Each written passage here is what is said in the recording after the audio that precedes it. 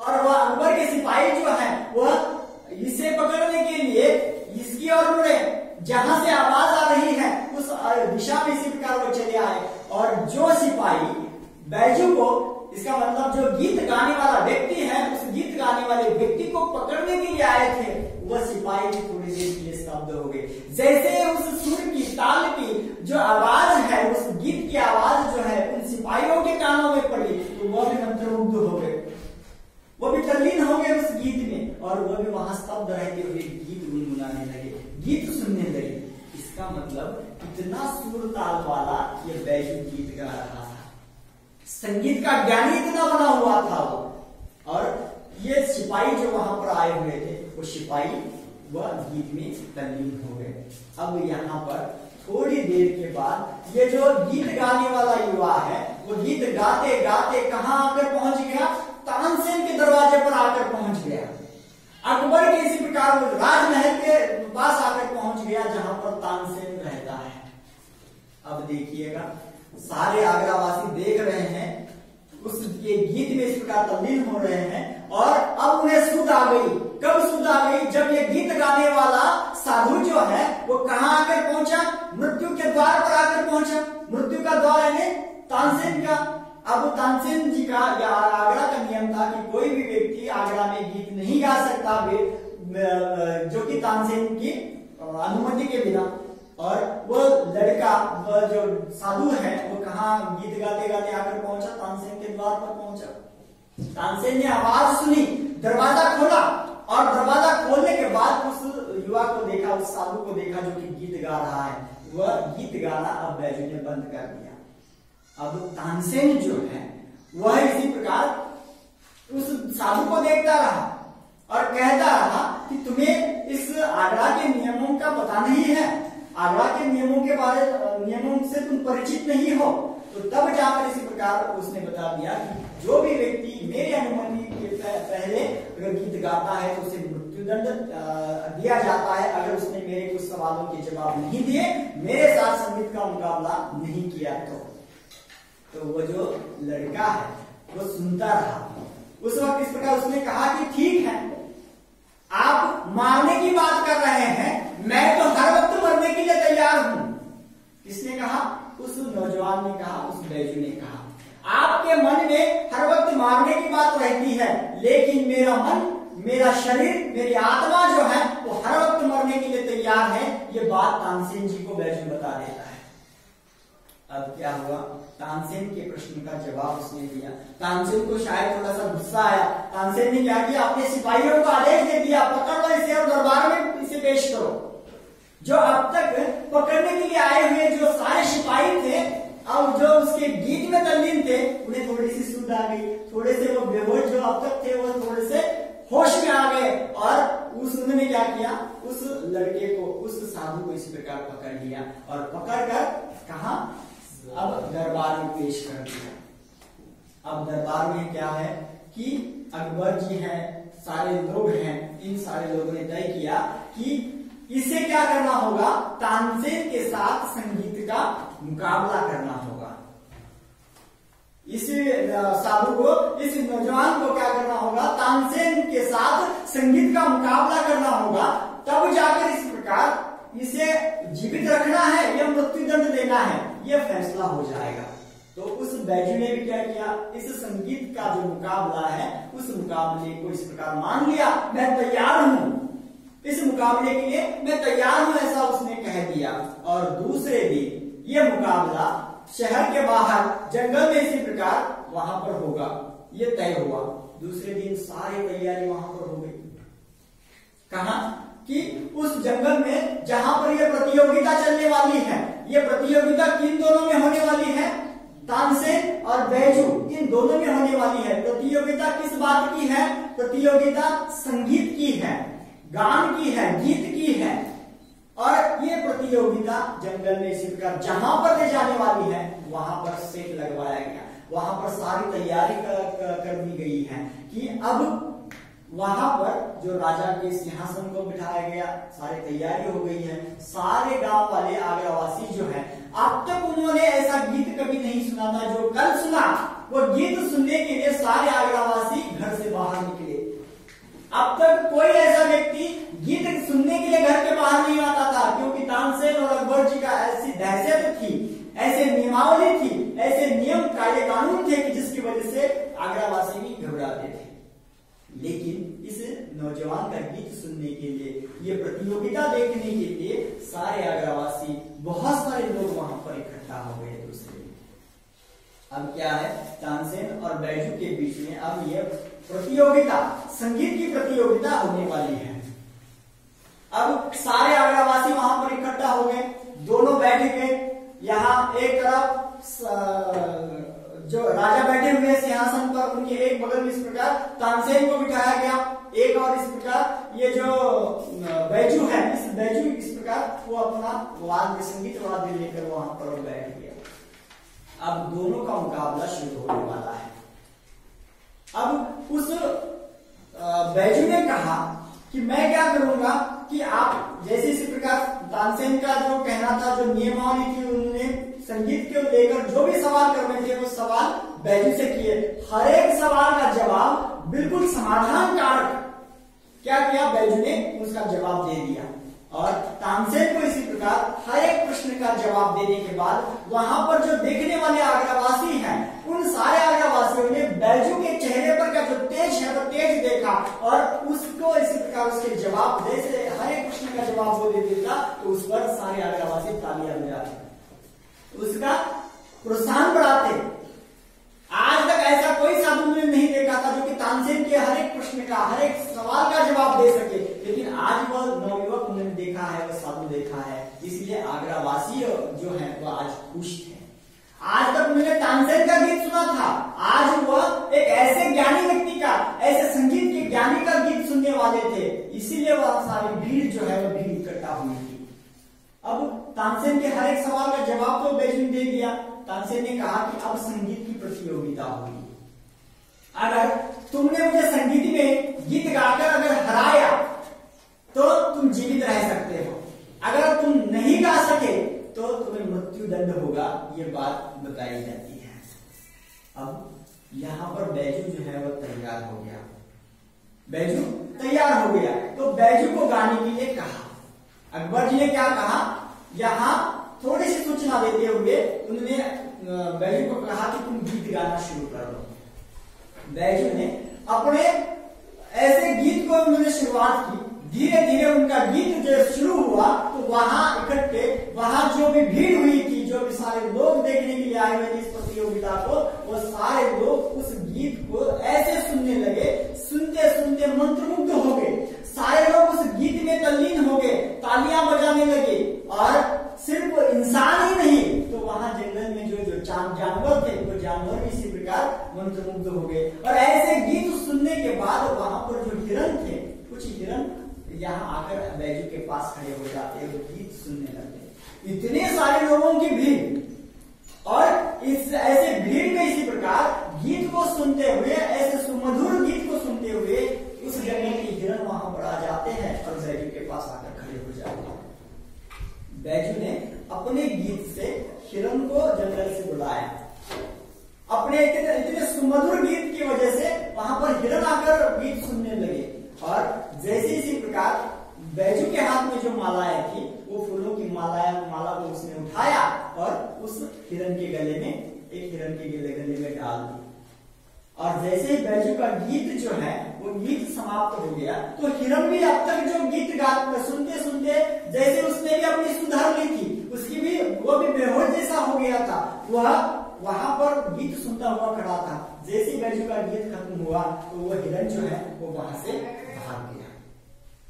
जो 2-4 हिरण वहां पर आए थे वो वहां से भाग गए। अब बैजू ने तानसेन को कहा, क्या कहा तानसेन को, कि मैंने अपने गीत से, अपने सुमधुर वाणी से क्या किया, मैंने उन हिरण को यहाँ पर बुलाया। अब मैं तुम्हें कहता हूं कि जिस हिरण के गले में मैंने माला डाली है, फूलों की माला डाली है, तुम अपने गीत से उस हिरण को वापस बुला दो। समझ में आ गया? क्या किया बैजू ने, अपने सुमधुर वाणी से, गीत से जंगल के हिरण को अपने पास बुला लिया और अपने पास जो फूलों की माला थी वो फूलों की माला उस हिरण के गले में डाल दी। जैसे ही बैजू का गीत समाप्त हुआ तो वहां से वह हिरण वहां से भाग गए। अब बैजू ने तानसेन से कहा कि मैंने अपने इस वाणी से, ऐसे गीत से, संगीत से मैंने उन हिरणों को यहाँ पर बुलाया था, उनके गले में मैंने माला भी पहनाई है जो यहाँ से अब चले गए हैं। तुम अपने गीत से, अपने संगीत से उन्हें फिर से वापस बुला दो, तब जाकर मैं मान लूं कि आप भी बिल्कुल माहिर हैं संगीत में, इसी प्रकार आप अव्वल हैं ये भी मैं मान लूं। तब जाकर तानसेन तैयार हो गया। अब क्या है, तानसेन ने कहा था कि संगीत में तुम्हें मेरा मुकाबला करना है, अगर नहीं किया तो तुम्हें मृत्युदंड दिया जा सकता है, ऐसा तानसेन ने बैजू को कहा था। बैजू इस प्रतियोगिता के लिए तैयार हुआ, उसने गीत गाया, लोगों के साथ साथ, इंसानों के साथ साथ जानवरों को भी उसने अपनी ओर आकर्षित कर लिया। हिरण वहां पर आए, उनके गले में माला डाली, अब वो हिरण चले गए हैं। अब तानसेन को क्या करना है, अपने गीत से उन हिरणों को वापस बुलाना है। तानसेन ने भी अपना गीत गाना शुरू कर दिया। अब तानसेन जो कि संगीत का बहुत ज्ञानी, अव्वल दर्जे का इसी प्रकार के गायक है, तो उसने गाना शुरू कर दिया। सारे आगरा वासियों ने अब तक क्या किया था, हर वक्त तानसेन का ही गीत सुना था, इससे बढ़कर कोई व्यक्ति आज तक उन्होंने नहीं सुना था।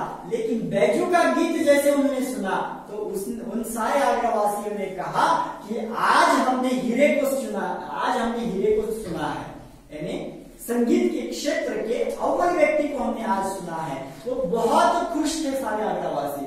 अब बारी आई थी तानसेन की। अब तानसेन ने गीत गाना शुरू कर दिया। जैसे ही तानसेन ने गीत गाना शुरू कर दिया तो सारे लोग जो अब तक तानसेन का गीत गाते वक्त इसी प्रकार बहुत खुश होते थे, लेकिन आज वो मजा, आज वो खुशी जो है वो तानसेन के संगीत को सुनते वक्त लोगों के चेहरे पर नहीं था। इसका कारण था, क्या कारण था कि तानसेन से भी बढ़कर गाने वाला व्यक्ति आज उन्होंने तानसेन से पहले सुना था। कौन है वह बढ़कर गाने वाला? ये बैजू है, जो कि तानसेन से भी बढ़िया उसने आज गाया था। आगरा के सारे आगरा वासियों को उन्होंने मंत्रमुग्ध किया था, अपनी ओर आकर्षित किया था, अपने संगीत से उन्हें प्रभावित किया था। और इसी कारण तानसेन का गीत आज आगरा वासियों को इतना अच्छा नहीं लग रहा था, लुभावना नहीं लग रहा था, आकर्षित नहीं कर रहा था। अब तानसेन ने आज तक जो नहीं गाया था, इसे मालूम था अगर मैं इस प्रतियोगिता में हार जाता हूं तो क्या होगा कि मुझे मृत्युदंड मिल सकता है, मुझे मृत्युदंड मिल सकता है। मेरे जीवित की आज ये कहानी है, मेरे जीवन मरण का आज ये प्रश्न है। इसलिए तानसेन ने आज तक जो नहीं गाया था वो गाना शुरू कर दिया और बहुत आत्मीयता से वो गाने लगा, अंदर से वो गाने लगा। आज तक जो नहीं गाया था वो उसने गाना शुरू कर दिया। लेकिन फिर भी आगरा वासियों को तानसेन का गीत आज नहीं लुभा पाया, अपनी ओर आकर्षित नहीं कर पाया। और इसीलिए बहुत देर तक गाने के बावजूद भी उसने वो जो हिरण गए थे, क्या प्रतियोगिता की, बैजू ने बताया कि जो हिरण मैंने अपने गीत से यहाँ पर बुलाए थे उन्हीं हिरणों को आपको वापस बुलाना है। तानसेन की बहुत बार गाने के बावजूद भी कोई हिरण वहां पर वापस नहीं आया। तानसेन थक गया और थकने के बाद उसने गाना बंद कर दिया। अकबर परेशान हो गया। क्यों?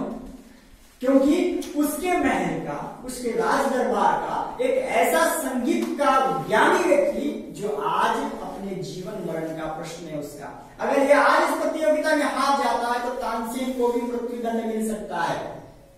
इसीलिए अब वह बहुत परेशान हो गया अकबर कि अगर तानसेन हार गया तो क्या होगा, इसे मृत्युदंड देना पड़ेगा, नियमों के अनुसार इसे मृत्युदंड देना पड़ेगा। इस बात को लेकर अकबर परेशान हो गया। तानसेन थक गया गाकर, लेकिन हिरण नहीं आया।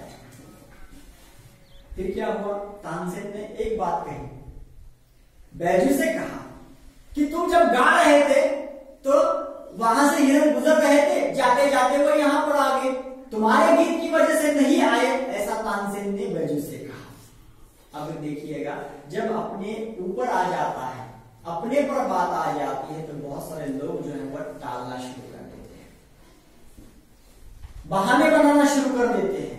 और तानसेन ने भी यहाँ पर बहाना बनाया, कहा कि तुम जब गा रहे थे तब वहां से हिरण गुजर रहे थे और यह बिल्कुल इस प्रकार अनपेक्षित से कहा जाता है वो यहाँ पर आ गए थे। अगर तुम सच्चे संगीत के गानी हो तो फिर एक बार उन हिरणों को बुलाकर देखो, फिर एक बार उन हिरणों को यहाँ पर बुलाकर हमें दिखाओ, तो हम मान जाएंगे कि हाँ बिल्कुल सही है।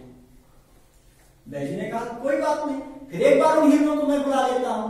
अब देखिएगा वही हिरण वापस आए हैं, ये कैसे समझ में आएगा? क्योंकि उन हिरणों के गले में क्या था? बैजू ने माला पहनाई थी, माला डाली थी, इसीलिए इसी प्रकार वो जो हिरण कुछ देर पहले आए थे वही हिरण वापस आए हैं, ये बात समझ में आ जाएगी क्योंकि उनके गले में मालाएं थी। अब बैजू ने फिर एक बार गाना शुरू कर दिया और जैसे ही बैजू ने गाना शुरू कर दिया तो थोड़े ही देर में इसी प्रकार वो जो हिरण कुछ पहले यहाँ से चले गए थे, वो जिनके गले में माला पहनाई थी, वो हिरण फिर एक बार वापस आ गए गीत को सुनकर। वो सुमधुर गीत जो है बैजू का, वो गीत सुनने के बाद फिर एक बार वो जो सारे हिरण हैं वो वापस आ गए। सारे लोग आश्चर्यचकित होकर देखने लगे, सभी के दांतों में उंगलियां सभी ने पकड़ ली। इसका मतलब ये है कि बैजू जो है वो आज इस प्रतियोगिता को जीतने वाला है, ये सारे आगरवासियों के समझ में आ गया और सारे हिरण वहां पर आकर इकट्ठा हो गए। बैजू थोड़ी देर के बाद अपना उसमें गीत जो है वो बंद कर दिया और जैसे बैजू का गीत खत्म हो जाता है तो फिर एक बार वो हिरण वहां से भाग दौड़ते हैं। अब तानसेन जो कि उसने कुछ पल पहले कहा था कि पहले जो तुमने गीत गाया था उस वक्त हिरण यहाँ से जा रहे थे और अनपेक्षित रूप में इसी प्रकार वह यहाँ पर आए हुए थे, फिर दोबारा तुमने बुलाकर दिखाओ। तो बैजू ने उन हिरणों को फिर एक बार गीत गाकर दोबारा अपनी ओर आकर्षित कर लिया। अब अकबर के समझ में आ गया कि तानसेन अब यह प्रतियोगिता हार चुका है और यहाँ सारे आगरवासियों के समझ में आ गया कि तानसेन अब हार चुका है। तानसेन ने स्वयं मान लिया कि हाँ कि मुझसे बड़े तुम ज्ञानी हो, संगीत के तज्ञ हो, ये बात तानसेन ने भी मान ली और अकबर ने फैसला सुनाया। कौन सा फैसला सुनाया अकबर ने? कि अब तानसेन के जीवन मरण का जो सारा प्रश्न है, जो भी सारा फैसला है, अब बैजू के हाथ में है। बैजू चाहे तानसेन को जीवित रख सकता है या उसे मृत्यु दंड दे सकता है। अब बैजू ने इस प्रकार यह प्रतियोगिता जीती है, तानसेन को जीवित रखना है या उसे मृत्यु दंड देना है, ये बैजू के हाथ में है। बैजू के दिमाग में इस प्रकार जो विद्या उसने सीखी है उसका कारण ही था, क्या कारण था? कि उसने कई साल पहले तानसेन ने अपने इस नियमों की वजह से मेरे पिताजी को मारा था, मृत्युदंड दिया था, उसका बदला लेने के लिए यहाँ पर वो उस विद्या को उसने सीखा था। लेकिन गुरु की वजह से, गुरु ने उसे कहा था आते आते कि तुम इस विद्या का उपयोग किसी को नुकसान पहुंचाने के लिए नहीं करोगे। ये बात जो है वो गुरु ने कही थी और ये वचन बैजू ने अपने गुरु को दिया था कि मैं इस विद्या का किसी को नुकसान पहुंचाने के लिए उपयोग नहीं करूंगा, इस्तेमाल नहीं करूंगा। और तब जाकर यहाँ पर ये बैजू जो है अब वह प्रतियोगिता जीत चुका है। अब वह फैसला क्या सुनाता है देखिएगा। अकबर ने कहा कि जो भी फैसला है तुम्हारे हाथ में है, अब इस तानसेन को तुम क्या करो, जीवित रखो या उसे मृत्युदंड दे दो, ये तुम्हारे हाथ में, क्योंकि तुमने प्रतियोगिता जीती है। नियमों के अनुसार अब यह फैसला तुम्हारे हाथों में है। तो बैजू ने तानसेन की ओर देखा, तानसेन की आंखों में आंसू थे, मृत्यु का डर था, जो आज तक मृत्यु जो है वो सभी को देता था, आज स्वयं पर वो बात आई हुई है, इसलिए वो घबराया हुआ था, आंखों में आंसू थे। अकबर तो बहुत परेशान था क्योंकि ऐसे संगीत क्षेत्र को आज वो खोने वाले हैं, क्योंकि तानसेन आज हार चुका है। लेकिन बैजू ने बदला जो है तानसेन से कहा कि मैं तुम्हें मृत्युदंड देने वाला नहीं, मैं तुम्हें मृत्युदंड देने वाला नहीं हूं। मेरे पिताजी को तुमने क्या किया, संगीत के कुछ प्रश्न पूछकर उन्हें जब नहीं आए तो उन्हें मृत्युदंड दे दिया। बदले में इसी प्रकार मैं तुम्हारा मृत्यु नहीं चाहूंगा, लेकिन मैं एक बात कहता हूं कि जो तुमने नियम बनाए हैं अगला में कि कोई साधु आ जाए या कोई व्यक्ति तानसेन के अनुमति के बजाय गीत नहीं गा सकता, ये जो नियम तुमने बनवाया है ये सबसे पहले उस नियम को खारिज कर दो, उसे बंद कर दो। ये बात बैजू ने तानसेन को कही। तानसेन कुछ बोलता उससे पहले अकबर ने कहा बंद कर दिया, बंद कर दिया। क्यों?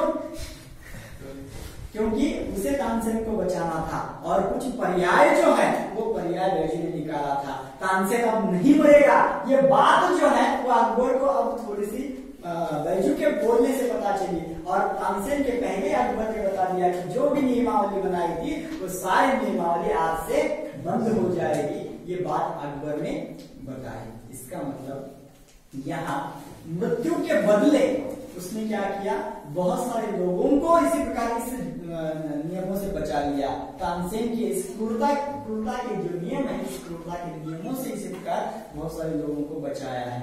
बहुत बार ऐसा होता है कि खून का बदला खून, यहाँ पर मारपीट का बदला मारपीट, ऐसी सोच जो है हमारी, वो सोच हमारे मन में होती है और इस सोच को बदलने का प्रयास जो है, बदलने का काम जो है वो बैजू ने किया है। बैजू ने जो भी इसी प्रकार बदला लिया वो एक आदर्श बदला है। उसने मेरे पिताजी को मारा है तानसेन ने और मैं उसके खून का बदला खून से लूंगा। अब तानसेन हार तो चुका है, अब चाहूं तो मैं इसे मृत्युदंड दे सकता हूं और इसे मरना पड़ेगा नियमों के अनुसार, ये सच है। फिर भी उसने क्या किया, मृत्यु का खून का बदला खून से नहीं लिया, उससे लोगों को जो भी नियम उसने लोगों के लिए बनाए थे उन नियमों को इस प्रकार बदलने के लिए कहा। बहुत सारे लोगों की जान उसने बचाई है। ये बदला जो है वो बदला कुछ अलग ही है और इसीलिए ये बदला आदर्शी है। बहुत बार व्यक्ति के मन में अहंकार, अहम जो है वो अहम इसी प्रकार क्या कर देता है, कुछ गलत करने के लिए मजबूर कर देता है। तो यहाँ पर इस आदर्श बदला इस कहानी के माध्यम से यहाँ तानसेन है, तानसेन की जो भी नियमावली है उस नियमावली को इस प्रकार तोड़ने का काम और उसे सबक सिखाने का काम, उसे अहंकार जो था कि मुझसे बड़ा कोई संगीत का तज्ञ नहीं है, संगीत का ज्ञानी नहीं है, इस बात को इसी प्रकार समाज के सामने लाने का प्रयास जो है वो बैजू ने किया। अपने पिताजी के मृत्यु का बदला उसने मृत्यु से नहीं लिया तो हजारों लोगों की जान बचाकर, यहाँ पर हजारों लोगों की जान उसने कैसे बचाई, जो नियम था उस नियम के अनुसार बहुत सारे लोग आगरा में गाते हुए आ सकते थे, उन लोगों को मृत्युदंडित किया जा सकता था। ऐसे नियमावली को बंद करके बैजू ने क्या किया है, हजारों लोगों की जान बचाई है और इसीलिए ये जो बदला है वो बदला आदर्श बदला कहलाएगा। ऐसा यहाँ पर इस कहानी के माध्यम से सुदर्शन जी ने हमें बताने का प्रयास किया है। तो इस प्रकार कहानी में जो बैजू और तानसेन इनके बीच जो प्रतियोगिता हुई, जो मन में बचपन में जो मन में बात थी कि मैं बदला लूंगा, अपने पिता का बदला लूंगा, ये बदला आगे जाकर इस प्रकार कैसे आदर्श बन जाता है, ये बात यहाँ पर